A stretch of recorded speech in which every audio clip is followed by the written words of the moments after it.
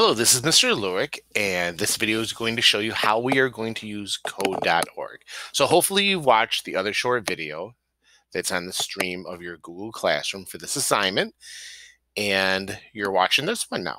So when you're done watching this, you're going to click on the link to go to code.org, and your screen might come up looking something like mine does right now.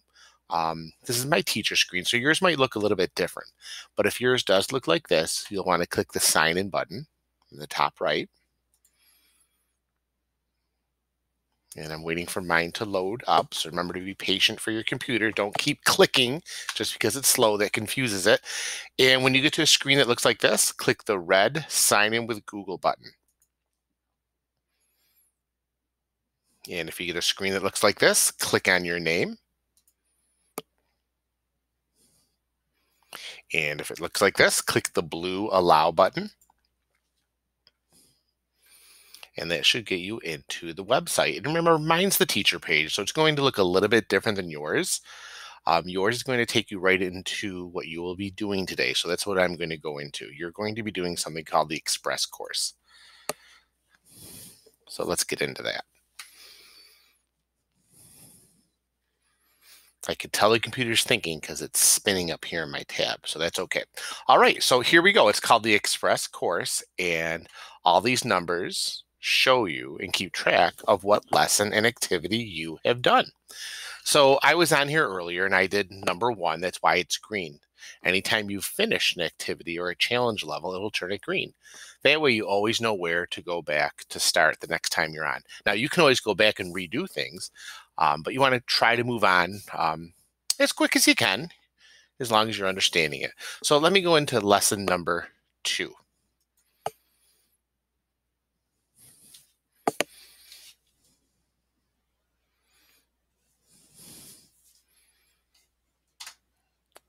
All right, here we go. So your page is going to look like this. It always starts off with directions.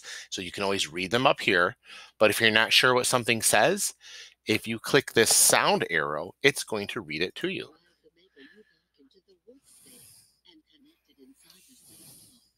Choose casual slots to create your first answer. You can also click the light bulb to the left if you want more information or extra challenges. All right, so I'm going to click OK. So there's my directions, and then I'm going to do what it says. Now, if you forget the directions, look, they keep them right up here. Sometimes you got to scroll down if there's a lot of them, and remember, they will always read it to you by clicking on this button right here. All right, so here's the blocks that I'll need, and it gives me another direction here. I can X that out. When you click and hold, it allows you to drag it over and drop it where you want. And we're going to be using block coding. I know in the short video that you listened to, it mentioned another type of code. We're going to be using block coding. And maybe you remember some of this from last year. Block codings they're like puzzle pieces. They fit inside each other. So I'm going to try doing this.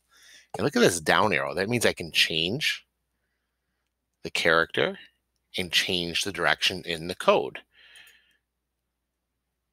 And when I'm done, then I can click run over here to see if I did it.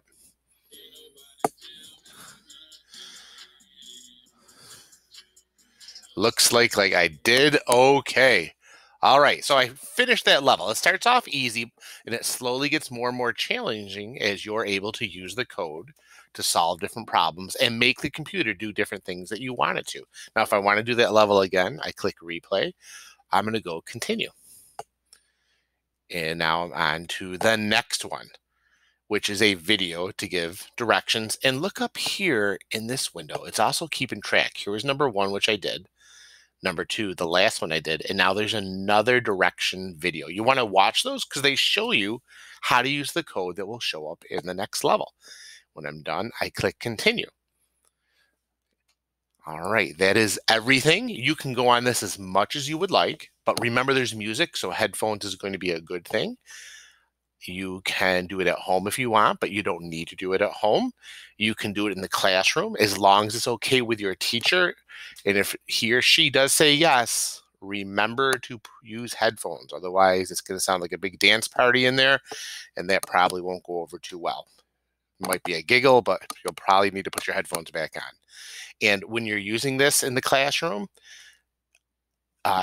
you got to stay in your seats and do it. I know you're going to want to dance to the music, but you can kind of seat dance, but don't disturb the friends around you because they may be doing some other thing. So please use it as a responsible third grader. It is fun, so please have fun with it and make sure you're working on yours. You don't need to share what you're doing with other people around you because they're doing other great things too. So I hope you have a really good time with this. Good luck coding. And if you have any questions, remember you can send me a question using private comments in our Google Classroom. All right, go get them. Have fun.